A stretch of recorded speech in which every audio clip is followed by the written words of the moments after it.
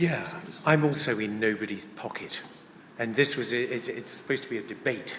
So we'll see what you make of what I came up with. I did try faking my own death to avoid it. But here we are. So, I'm from London. This is London the other day when it caught the sun on the building, and I thought, that's nice, I'll show you. So the word yesterday caught my eye, and I thought back to when I was a houseman many years ago. And since that time, I've been very privileged, actually, to be in IR during a time of fantastic explosion of IR. And many things have come and many things have gone. And some of the things are good and some of the things are, frankly, mistakes. And we should probably embrace our mistakes. And I explained that to my wife, who gave me a hug. And I was reminded of something which I've known since childhood. I had a Mickey Mouse annual with Goofy, who said, when all is said and done, there's a lot more said than done. And while I was putting this together, I thought, it can't be Goofy. I thought maybe it was Marcus Aurelius who says things like that. But actually it was Aesop, who clearly had some sort of terrible medical problems of his own. During those changes in the last 30 or 40 years, I've seen thrombolysis come in for heart attacks, where we used to ignore them, and peripheral arterial thrombosis, then stroke, and now DVT. And the question is really, are we treating acute or chronic? And very much this is supposed to be acute DVT, because there are some things you can do to fresh clot and some things you can't. And it's all about windows of opportunity. And we know with heart attacks and strokes, you've got about 4 to 6 hours before the end organ is dead. With legs, well, it's worth a try so long as there isn't any frank gangrene. And it's all about clot propagation. And what about DVT? How long are you, when you're called in the middle of the night, and they say, oh, it's been there for a couple of weeks, and your enthusiasm leaves you. Is it up to a week? Is it up to 2 weeks? It's a window of opportunity. And what's all that about?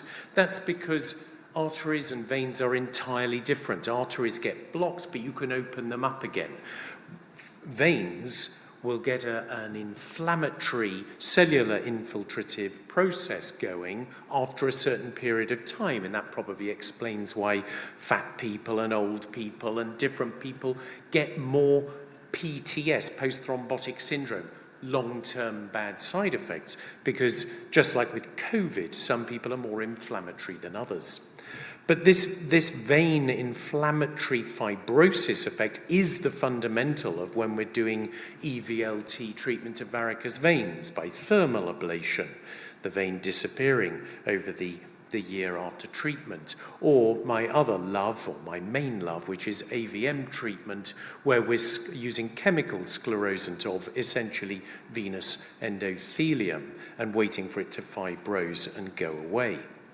So the treatment of acute DVT, let us remind ourselves before we get lost in the exhibition hall of new toys, is anticoagulation and elevation and compression. We want to stop the thrombotic cascade and tsunami, and we want to prevent further propagation of thrombus while we investigate and treat the underlying cause, which may be physical, some sort of compression, or physiological, hematological, and reduce the likelihood of chronic morbidity, the post-thrombotic syndrome.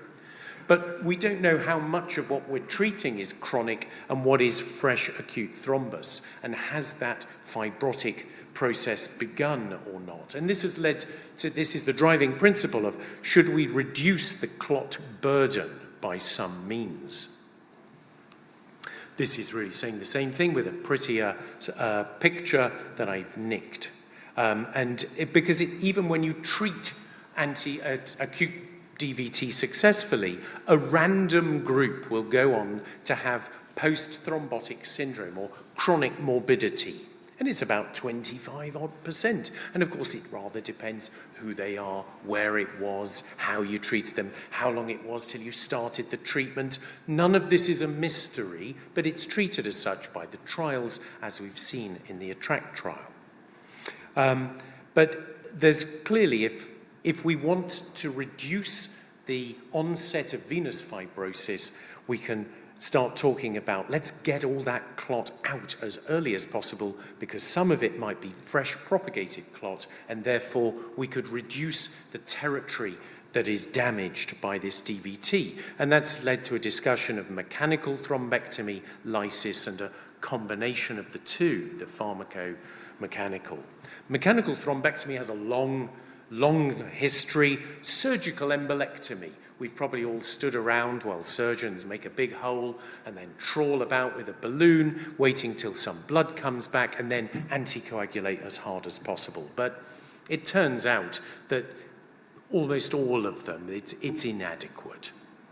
And this led to discussions of, why don't you do it in the middle of the night, you IR, and lysis, and the way we do lysis. Could we extrapolate thrombolysis from the arterial experience into DVT? Well, the thing about lysis is it's a bit of a nightmare for those of us who've spent too long at 2 o'clock in the morning trying to do it, trying to get a bed on ITU, to how much bolus do we use? Do we use a catheter? Do we use a spray catheter? Do we use an ultrasound catheter, the ECOS system? And when we get them over to ITU, do they actually follow our prescription? Do they monitor the APTT time or ignore it? Are the protocols up to date? Do the hematologists have an opinion, etc.? And this goes on for days. So what's the proper downside of lysis? Well, it's the risk of bleeding, and you're dealing with a very sick bunch of people anyway. And major hemorrhage, if you get an intracranial hemorrhage, you'll either severely damage the person or kill them, and that's not a good outcome. Even minor bleeding can be very significant. You can get an allergic reaction to the stuff, and because it's taken 3 days of messing about with ITU and protocols and so on, they may not be effectively anticoagulated during that time. So you may be wrestling with the angel of death even during your treatment.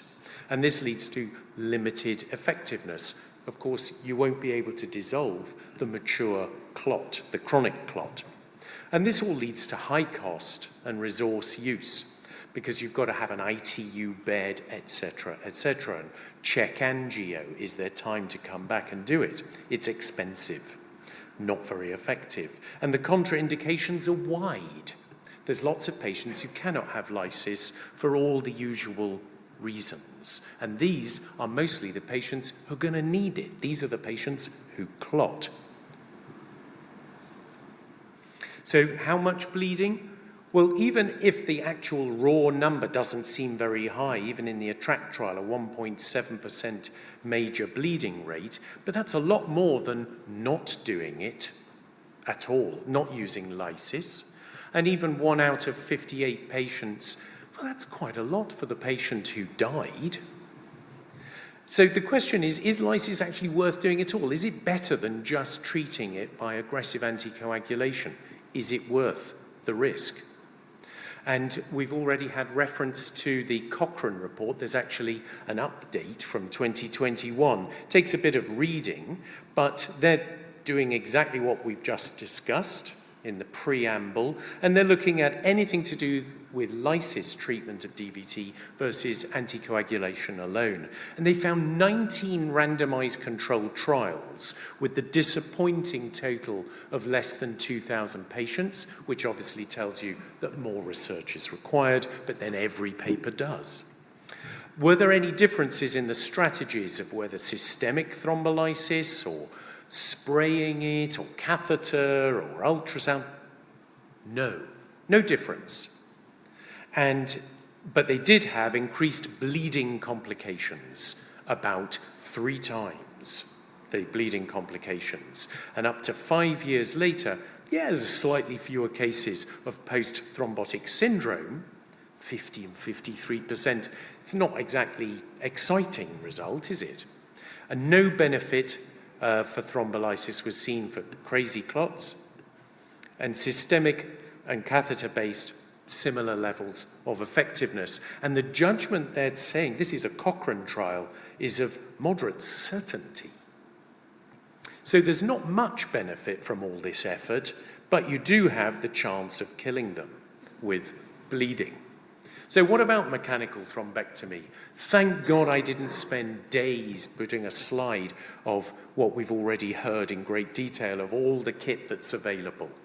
And you can knock yourself out in the exhibition hall. But the kit, as you've heard, has advanced enormously over the last 10 years. And it's now easy to use. There's computer-aided vacuum suction, leading to decreased damage to the veins you're treating, much increased speed of procedure under local anesthetic, decreased time to stabilize the anticoagulation, which will reduce that risk of the onset of fibrosis, decreased length of stay in hospital, no ITU, less bleeding and death, and much wider range of patients who you can treat by these methods. So decreased cost, increased deliverability.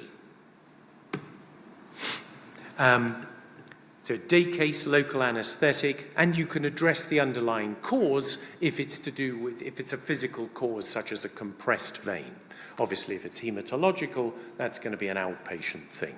But you can do it all at one go and maybe even send them home.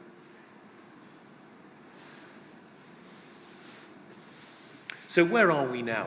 For an acute DVT, the point is the speed of controlling the thrombotic cascade and establishing stable, if aggressive, anticoagulation, and then addressing the underlying factors. Lysis, let me put it to you, is a slow process, it's costly, and it's risky for very little demonstrable benefit in the long term. Mechanical thrombectomy without lysis appears to be quicker and cheaper and more deliverable to a wider group of patients for the same benefit. So on the basis of above all do no harm, lysis is looking like yesterday's enthusiasm. A quick case study, and then I'll get out of your hair. A 75-year-old woman returns from holiday in Barbados. She gets a sore left calf, goes to casualty, and is turned away.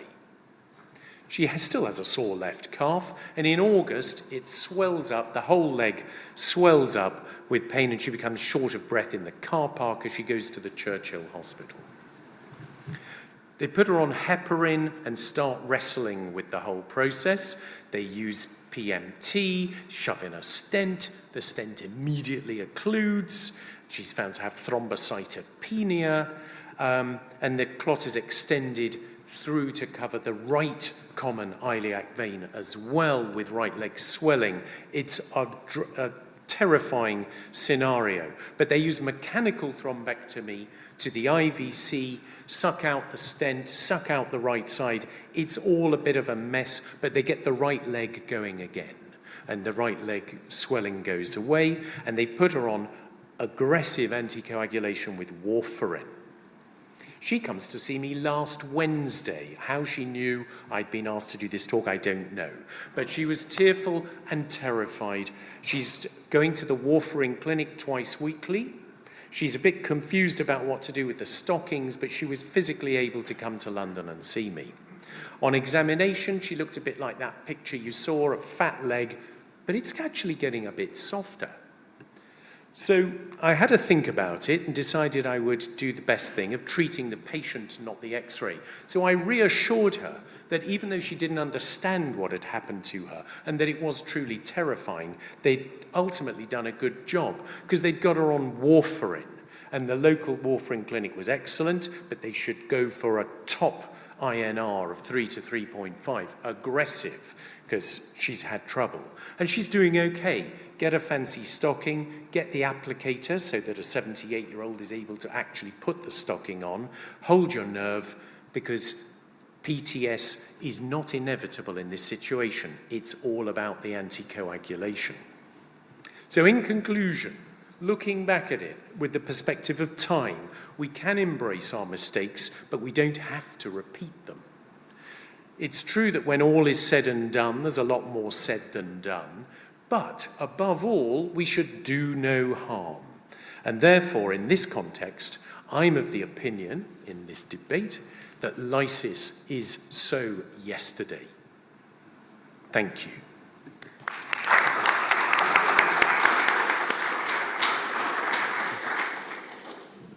I think I might be the other person in the room on your side. Apologies, I was late. I'm Ruth Gilmore, and I have the pleasure of working with Jerry O'Sullivan in Galway, and I am the haematologist. You've referred a lot to the anticoagulation side of things. Can I ask, what have you noticed, or have you noticed anything with the introduction of the direct oral anticoagulants to that armamentarium for anticoagulation? It's interesting, this lady is on warfarin. Well, they failed. They were thinking that she'd got a heparin thrombocytopenia. I suspect it was more like a localized intravascular coagulopathy. You're not allowed to talk. She had it. But yes, I mean, but the most important thing is early and aggressive anticoagulation is still the foundation on which we build all of this new stuff about toys. The most important thing is getting the anticoagulation right. You can suck all the clot out, but if you get the anticoagulation wrong, within 24 hours, you're worse than you started.